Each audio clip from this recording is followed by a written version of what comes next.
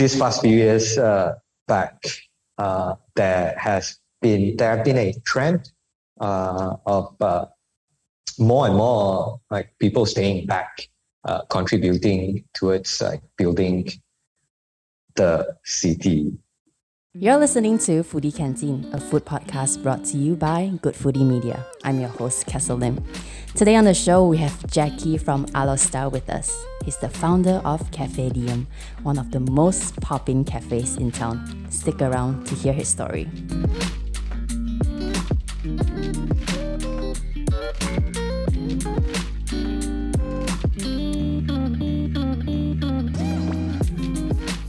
Hey Jackie, welcome to the show. Hey Castle, how are you doing? I'm good. How are you? You're now in your bakery, right? Yeah, we're now in the bakery. I'm overlooking a river. Oh. I'm overlooking the river of Kedah. Wow, that's like a sneak peek into Alor Setar. And I always start the podcast with this, like, tell us how is Alor Setar like for those who's never visited before, like how is life over there? I would say that life in Alor Setar, well, in one word, I think life in Alor Setar is quality. Okay. One, it's because, of course, there's pride in it. Second, also because I think we have a very well balanced in between. We are very well balanced in between the new and old, the young and old, in between the energy and the experience. I think we are somewhere in the middle, which actually makes the city quite interesting. Very alive. We don't even see paddy fields anymore now. Only in Sungai Petani, there's a lot of paddy fields also Kedah. Oh yes. Yeah.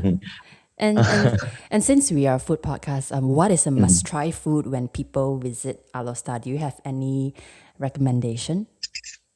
I think to choose from so many and then to narrow it down to one would be a little bit unfair, because one thing Kedahans pride themselves with is definitely the food. But I don't know. Some say better than Penang, but I don't want to go into that yet. Let's not go into that yet. But if there is only one thing that you need to try in Alor Setar, well, I'll have to definitely tell you to come to the cafe. Oh, okay. I'll definitely come. I love how you're just plugging it in the beginning of the show. Yes. Because there's only one choice, what? Right. Okay. So what is like from your bakery, what should we try? Like croissant or like a cake? Is there a specific dessert that we should? There is. Our signature cake happens to be the lemon poppy seed pound cake. It is our late Sultan's favorite cake. We used to send it to the palace every week because he is such a big fan. That you should try. And then the rest, yes, we bake croissants as well, fresh every day, with alongside some other baked goods. Can you share with me a little bit about your childhood? Like what are some vivid memories that stood out to you growing up in town? I think nothing really special about my childhood. Well, nothing special, nothing special, because I think my childhood is pretty much regular. Yeah, like a regular My childhood Malaysian. is almost born into a working class family. Growing up regularly like the other kids my age, doing things all the other kids would do. But one thing particularly that stood out is the fact that I've always remembered myself being surrounded with coffee. My grandfather used to run a coffee shop, a kopitiam, a Hainanese kopitiam. So growing up every day, just to the sound of like spoons and coffee mugs and coffee cups clicking every day. And my uncle delivers coffee beans to people, used to ride with him on the truck. I think if there is at all anything that stands out, that has to be it. So you were there at the kopitiam every day. You visit your grandfather every day. Yes, that, and because my mom actually runs the kopitiam as well, together with my grandfather. My grandfather passed very early. My grandfather left the kopitiam to my uncle. My uncle migrated to the United States, and then my mom took over. So were you And helping out, or basically you were just like sitting around, like doing your homework? just fooling around, too little to be able to do anything to help, to be offer any help. I think the best help my mom would, the best help is no help at all at that time. You make it sound like you are a kid that causes a lot of trouble. Definitely, and ask my mom. And from Alor Setar, you moved to KL for school. What did you study? Communications, did mass communications, majored in advertising, but ended up doing graphic design instead. I'm sure So the that skills led, is working right now with owning your own cafe. You get to design a few stuff here and there. yep, basically a jack of all trades, master of none. Hey. Okay. Well, Yeah, that's what works right now, though. You have to know everything, right? a little bit of everything, right? Yes, And I agree. yeah, like you said, your first coffee exposure was your family, your grandfather. Mhm. Have you ever like why not you go to school for something related to F&B? Have you ever thought about that, or like, nah, it's just my family. I was never gonna touch it, or you know what? Maybe I will start a business around coffee. Did that ever I cross your mind? No, starting a cafe have never actually crossed my mind. But I know that there are only a few things for me to like further my studies in, to go deeper into, because I am not like the best academically. Okay. So there are only there are basically very limited choices that I can only go into, that I can go into. One of that being communication. I have thought of doing something related to the F&B industry, but at that time, just this have never crossed my mind. Yeah, I think you are actually a few years older than me, and that generation, right? It's like if you cannot really do well in school, you go to communications. I don't know why all of us are like that. Because it's like either you have business, science for like really Yeah, smart people, architecture, engineer, yeah, and yeah. then communications. So my friends are all like mass comm, advertising, marketing, and it's just like Ah, that genre, and you are one of them. And I studied now you're talking communications bad too. about your friends. No, I mean it's a good stuff, a good thing. Like they got out Yeah, and have true. jobs that pays them well. So yeah. Uh-huh. Well, I think that's actually marketing well done by the universities targeting secondary school children, schoolgoers before we leave school after our SPM. They'll come approach you. This is what you can do. Doesn't matter your results, whether good or bad. You can still do communications Yeah. because yeah. But but I am actually, well, those small little skills that I've picked up along the way have actually helped out a lot. Now that I get to look back at everything in hindsight, those little skills is what makes me a little bit different from the other. I can do more things myself, hands on. I don't have to get someone to translate my idea. I can translate it myself. I think it comes in handy, those small little skills. But otherwise, I agree with what you say. Communications is for non-engineers and non-doctors. Don't expect us to That's go. so good. Yeah. Yeah, So yeah. tell us, how did Cafe Diem come about? I think the story is very magical, kind of, when you first shared to me. Oh yeah. Well, magical maybe to others. Very organic. Uh, very organic when it comes to like from my perspective, it's very organic. Uh, like we've talked about, basically grew up in a kopitiam, like surrounded by coffee. But I didn't know that later in life it would come back one full circle and be involved in making and selling coffee. But have always been around the food and beverage growing up, going to restaurants, family members owning restaurants.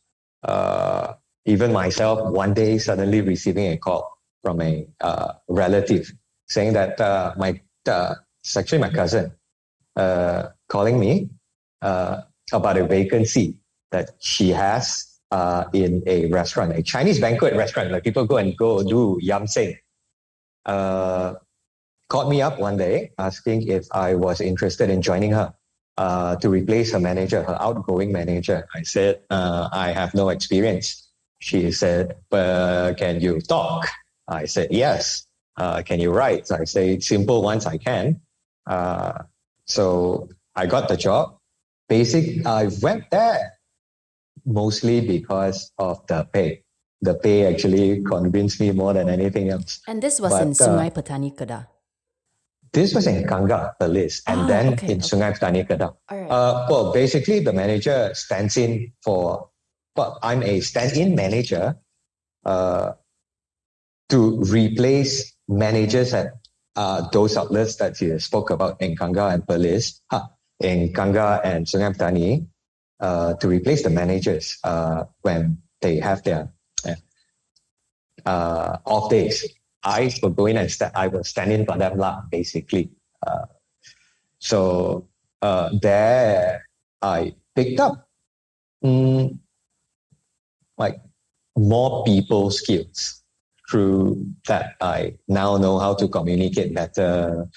My problem solving skills suddenly got a lot better because in the F&B industry, every complaint, you just have got to be creative. But sometimes people tend to complain about the smallest, dumbest thing. And through that, I think I got myself exposed to the F&B industry, and there was no looking back after that. Coming back to Alor Setar, starting the cafe, meanwhile, is another story. Wasn't planned,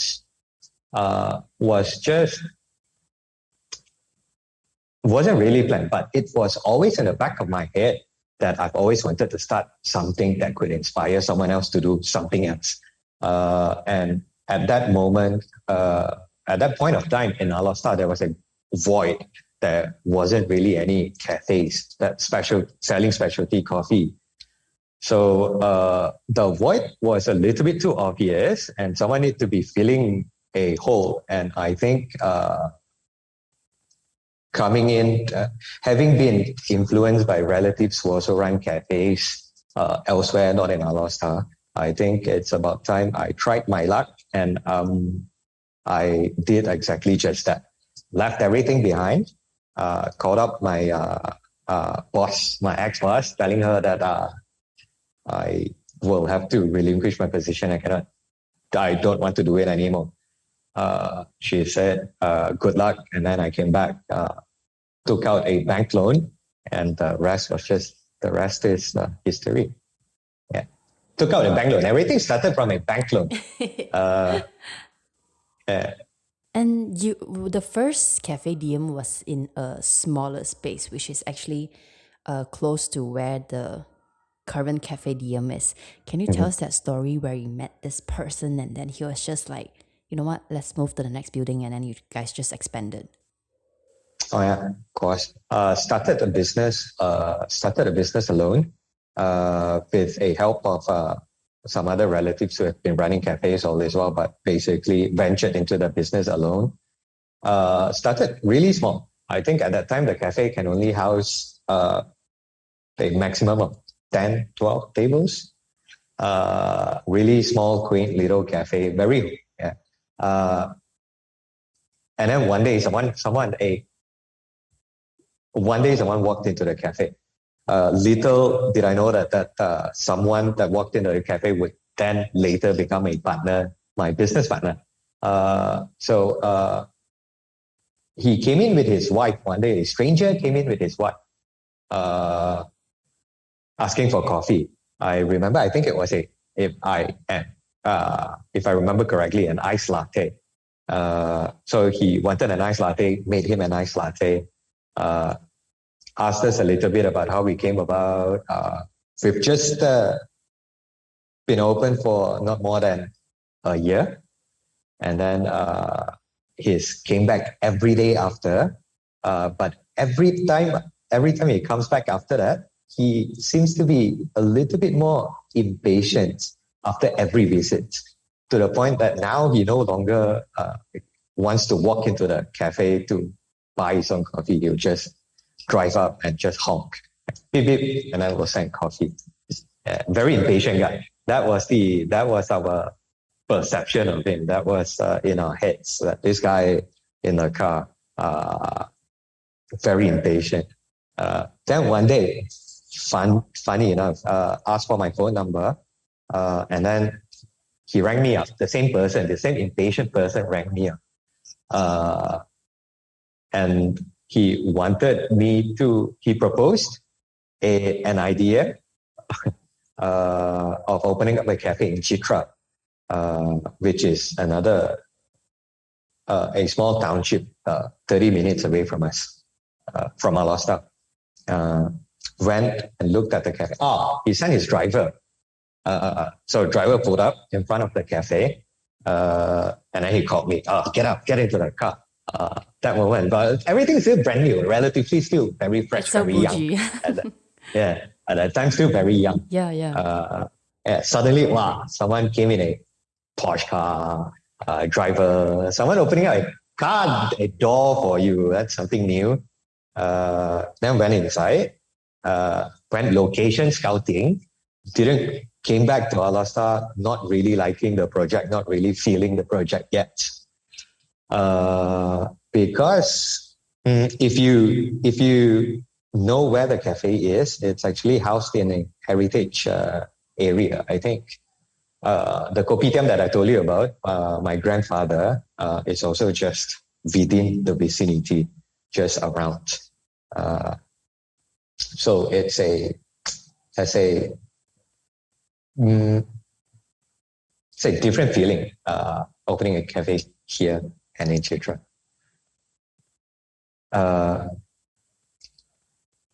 I rejected the idea, and then he came again. He came back again. Sorry, I have to recall everything because... No, don't worry. Take your time. Yeah. Just walk us through the story. Then he came back the second time, showed me a second location, brought me to a second location. I also didn't really quite like that location. The back of my head, I've always wanted to be in Chinatown in Pekan Cina, because of the energy. I really liked it here. Mm-hmm. And then, which was what I told Dato' Rick. Dato' Rick is his name, Dato' Rick Cheng, name of my partner. Which was what I told him. I said, I prefer the energy around Chinatown, and I hope you understand. To which he said he understand. We went on. Well, then after that, the friendship still continues. He still comes around for coffee regularly every day. Until one day he came, but this time not alone, together with the missus, together with the kids, and with an envelope. Inside that envelope is a key to a shop just right next door. And then he said, I'm going to ask you one last time. If you're not going to come into this business with me, I'm going to call up someone from someplace else and then open up another cafe just to... Yeah, but I think very sure he meant it as a joke. Yeah. But the shop, the key inside the envelope happens to be the keys to the shop that we are currently housed in today. Wow. So I am sorry that the story is a little bit all over the place, but it's fine. I'm just okay. That's where we are now. I walked myself down memory lane as well while we got. Yeah. And the building that Caffé Diem is in has a rich history and was basically in ruins when you guys first acquired it. Like, tell us the renovation story. Oh yeah, was a mess when we took over, but correct what you just said. So it was empty for a long time. It's been abandoned for quite some time. I think 8 years, 9 years, 8, 9 years. But prior to that 8, 9 years also, it was in a very rundown condition. So it's been, I think it was in a very, very bad condition for the past 20 years now. No maintenance, no nothing. And I read that the building was previously used as a prison as well, like long time ago. Yeah, during the Japanese occupation, was used as a prison. There's a room upstairs in our cafe, 2-story building. Second story, well, it used to be not a prison, more of a lockup, a detention center. But the lorong in front of the street in front of our cafe happens to be called Lorong Penjara Lama because of that. So a room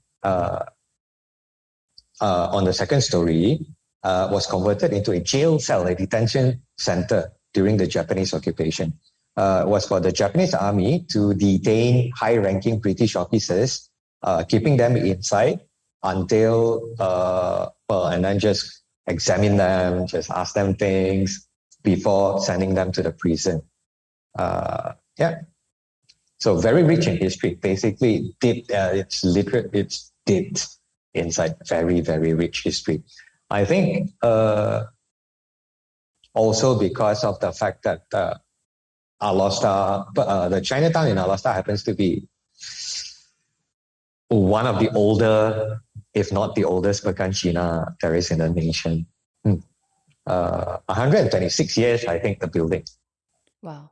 And how was the renovation process for you? Because previously you had no like business skills or even refurbishing a whole heritage building, and I'm sure there's laws on it, right, when you want to renovate a heritage building, and like how do you deal with that, and how was the process? A lot of it was Dato' Rick's doing, my partner's doing. He is very visionary when it comes to like reviving dead areas and rejuvenating like old buildings. I think he does a very good job with that. And from him, I think I picked up the skills.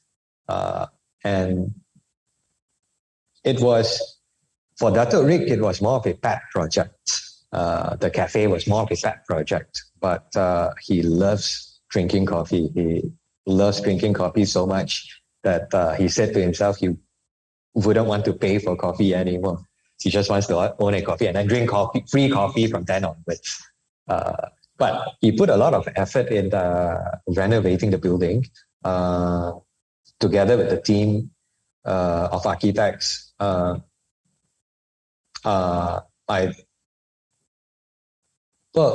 think, to cut the long story short, the instructions that we gave our contractors were basically very simple instructions. We just told them to keep whatever, using however. We just want to keep things as like they were. If things that they cannot replace with, we want to replicate. So things that they can keep, we want to keep. So I hope you get the chance to come to Alor Setar. We've put up all along the cafe. We've put up like the before and after things that we've gotten from the state archive, the history, everything, what happened here. It's all along. We put up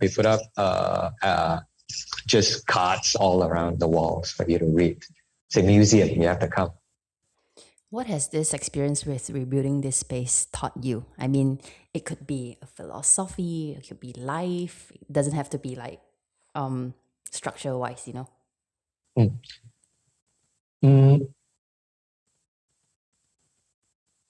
It's a very good question. I think the thing that I've taken from all of this is, well, definitely I've learned to be a little bit more patient as a person, and through all of this, I am able to convey like ideas a little bit more clearly now. That's the technical side of it. The non-technical side of it is that I've learned to appreciate history a little bit better now. Don't know whether or not it's something that comes with age, but I am definitely more thankful to the things that I'm surrounded with now that I am compared to myself 5 years, 6 years ago. It has definitely taught me to be more patient with things, to work a little bit harder. But yes, basically, I'm just very thankful. Yeah. I've just learned to become more thankful. I don't know how, but yeah, I think just that's one of the best lesson for sure. Like gratefulness. Yeah, because people come over and then telling you that you've been, because for us it's just renovating a building. We just want to make money out of selling coffee. You come for coffee. right. Yeah, but along the way, people give you pats on the back, just telling you how good of a job that you've done for the community. We don't see it that way ourselves. And then the more and more people come to you telling you that thanks for doing this. Really appreciate what you're doing. So in that way, it's a really humbling experience to know that what we're doing now would actually affect or inspire people to do more things that are similar to what we're doing. Some people even do it better, which together, I think it's a very good synergy. It's just very good for the city. Just very thankful for the people who appreciate like the work that we've put into. It's been a lot of hard work, a lot of thought goes into like the project. So very appreciative ourselves as well. How is actually the cafe scene in Alor Setar? Like, is it popping, booming? There's a lot of cafes around you. Oh, yeah. Well, Alor Setar being a city of only 100,000 strong, we are only 130,000 strong. The last time I checked. Okay. Because it was a bet with a friend. No, I bet. Cannot bet. With a friend. Yeah. He said 13 million. I said, where got so many? So how is the cafe scene? Cafe scene is definitely growing. The past few years, these 2 years past, we've gone from 3-4 notable cafes to now 20, 30 cafes scattered all around Alor Setar. Yeah. Yeah, it's definitely growing, especially this year. I don't know what's with people. Maybe MCO price rent is cheaper. Yes. Yeah, but definitely very good. A very good thing seeing cafes in. And they're opening now more coffee options for people, which is good.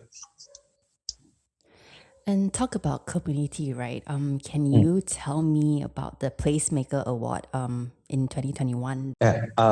So where the cafe is now is situated beside an abandoned lorong, an abandoned alley. So prior to us, before us, the alley was just left unattended.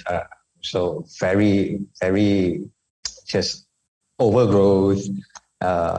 You've got snakes and monitor lizards, and then you have people going inside just like injecting themselves with drugs and all that. It became a drug on in a way, and very dark at night. So the logic was if we don't clear that lorong, if we don't make it up, people will definitely not come to our cafe because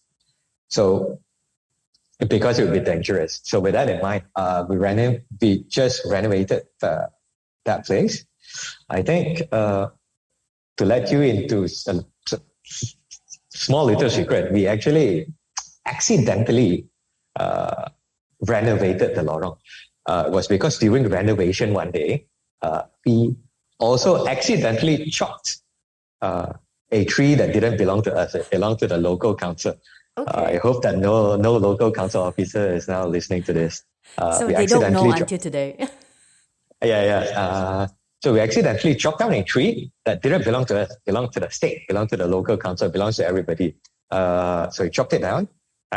Very old tree. But what came with it was a ticket saying that we owe the state council 8,000 ringgit for chopping down that tree. We didn't even know. So we had this idea of proposing to the mayor of the city, the Datuk Bandar of Alor Setar, saying that, okay, instead of paying you the 8,000 ringgit, can we use that money to now renovate, to now channel it to the lorong beside us, make it nice again? It belongs to the local council anyways, the alleyway.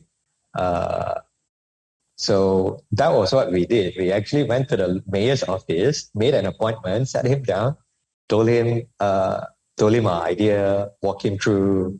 But good that he shared the same vision. To our surprise, he said, okay, but in return, you're going to have to, I don't know, win an award or something. I don't know. In return, he said it has to benefit the community. Which was, I think, what we tried to do with the lorong. Very difficult to describe in words, but if you were to go and look at the photos of the lorong, you'd have a clearer idea. Yeah, I think it's amazing because, sometimes we see this award as, another show, but then there's always a story behind this. Like you said, actually it all started from you guys made a mistake and cut out a tree, and then you kind of brainstorm, and then you know what, instead of paying the 8,000, why not we transform this place? And in the end, it benefits the community and also the cafe as a business. And because I hear a lot of stories or news in Malaysia or small town, they don't upkeep their places. They just leave it for monetarism and whatnot to hang around. But it's just this little thing that you do. If only one person does one thing, and then it becomes like a ripple effect, and then the whole community will become a better place. Yeah. Well, it all started with us illegally chopping down a tree and being cheapskates by not wanting to pay our tickets. But that's a good negotiation. Yeah. But very, very thankful for the mayor sharing the same vision as well. Yeah. Well, sometimes you may have the idea, but you may also need people who are willing to share the same idea with you in order for you to execute the idea. I agree. Alor Setar so far has been very supportive for what we've been doing. And talk about that. Not only us, the community. Sorry. Yeah. It's just a question that I just thought suddenly about it. What about the young people in Alor Setar? Do they want to stay back and start a business or work in Alor Setar, or most of these young people want to leave to go to big city like KL or Australia, Singapore, US? Yeah. Well, one thing about Alor Setarians, I think, I cannot speak for too many, but I can speak from my own personal experience being an Alor Setarian. Well, growing up here, I think that many of us we want to stay here locally, but the thing is we cannot. At a certain point of time, we will have to leave. Why is that? We haven't have an ecosystem strong enough to support us from. We don't have an ecosystem strong enough yet. We don't have enough universities here. We don't have enough jobs here. If you really want to be learning about life or to learn about things a little bit more in depth, I think Alor Setar is definitely not the place yet for certain industries. However, as what I've told you, I think these past few years back, there have been a trend of more and more people staying back contributing towards building the city. But otherwise, I think, well, I think speaking from experience, I've always been a person who's always been like homesick. Okay, yeah, that's just who you are as a person. Well, yep. Yeah, if you have Kedahans as friends, I'm very sure Yeah, they. a lot. I'm a Kedahan yeah. too, so Oh yeah. yeah. Like during weekends, people want to go to when in university during weekends when people want to go to clubs and all that, Kedahans would always want to like buy a bus ticket and then just come home. They want to it's just us. I think we are a very loyal bunch. I think depending on people also, there's a bunch of Kedahans who like wants to go out too, you know what I'm saying? Depending on your characteristic. Sure. Yeah. Correct. Yeah. But I think true what you said, it really depends on the person. I speak from my personal experience, I think. Let's talk a bit about coffee. Like, what does coffee mean to you? I know you love coffee, but does it hold anything like a special place in your heart? Help you through anything in life? Yeah, coffee actually meant a lot to me because one, I think because of the addiction, it's because of the caffeine. That's why it means a lot. But second, I think through coffee, as a person, I've been able to influence many people. I start with my colleagues. Get to influence them in ways that, I get to help them think a little bit more creatively now. I get to influence them in different ways, get them to do some more like decision makings. Coffee has also introduced me to, it's just a tool that have opened many doors for myself. I've met many people through coffee, people that I wouldn't have met in 100 lifetimes I wouldn't have met. But through coffee, it enabled me to like do so, open doors for me. Met the Prime Minister, ex-Prime Ministers, I've met ministers, I've met rock stars, I've met movie stars, I've met everyone. I've met everyone under the sun I've met. But, everyone that I've met, of course. But aside from coffee opening many doors, I think most of the friends that I've made also revolves around coffee and just, I think it is like your way of life. It's how you do life. It's been almost 8 years now. What do you think are the skills you have acquired almost a decade in?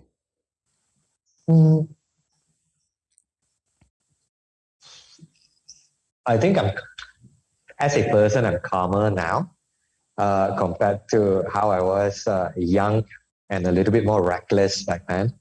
I've learned that no problems or challenges, which brings us back to the question just now, would be impossible to like resolve. I think everything is just a matter of perspective. And I am much more relaxed when it comes to competition now. I'm not as competitive anymore 10 years after. I don't know whether or not it's an age factor again. Not as competitive anymore. If there's anything I've learned at all, it's got to be that I finally figured out that in a business, making money doesn't really always give you the most satisfaction. It is actually people saying nice things to you, like, wow, coffee today tastes good, not bad, it is things like those that actually gives us the satisfaction. I think But 10 in years in now. reality, you also got to make money. I mean, compliments and like affirmation from your work from other people is good, but the money has to come also, right? Like it has to come hand in hand. Oh yeah. Yeah. Oh yeah, definitely. Well, yes, but now 10 years after, well, I feel especially so the importance of the business needing to make money. Although true what you said, it's very important. Like, that's how we stay open by making money. But now 10 years after, I think that all you have to do is to do the things right, and then all of those will follow. Yeah, it comes organically. Yeah. What advice do you have for people who's listening to the podcast, who's thinking to perhaps start their own cafe in their hometown? I'm not the best when it comes to giving advices, but but you have 8 years in the industry now. I mean, what you're good at, making coffee and doing a business. Yeah. See, that's the thing. That's what people think. Like you have to be really good at making coffee in order for you to run a really good cafe. Personal experience, not usually always the case. In order for the cafe to run, it's not always the coffee. Plus, the coffee that we make, it's always personal. It's always to a personal preference, to another person's personal preference. You can make the best coffee, but he or she may or may not like it. But for us, one of the advice that I'll give people is that got to be really thick-skinned in this industry. You've got to be like really thick-skinned. You've got to be able to sit through all the abuse that people throw at you. The long hours, very, very long hours. You've got to be 100% feeling to go hands-on, do everything yourself. Well, at least for the first few years, figure everything out. Get to know everyone that comes to your cafe, learn their names, learn their coffee. That I learned from my grandfather. Granddad used to remember everyone by name, everyone's order by heart. Castle loves her kopi or kurang manis. Granddad would always remember that, I think. The small little touch. That, and I think to always be innovative and creative in making decisions. That's as good as that's the best advice that I can give. That also, no, Jackie, it's sufficient. It's really good. I just want to thank you again for coming on the podcast and sharing your story. I love what you said about how perspective in life is important. Like compared to 10 years ago, you're calmer now, and I think that comes with age and experience. And I'm sure you're a nice person to be around. And I can't wait to visit. I have to visit this year. Yeah, that's one of my goals. Visit Alor Setar, Caffé Diem. You'll have to. Very beautiful place. Yeah. Jackie, thank you again. Thank you so much, Castle. You have just listened to Foodie Canteen. This show is produced by me, your host Castle Lim, and co-written by Sulin Chung. Foodie Canteen podcast is made possible by the amazing team at Good Foodie Media. Check us out on Instagram and YouTube at Foodie Canteen for more. Follow us for brand new episodes every Friday. See you next week.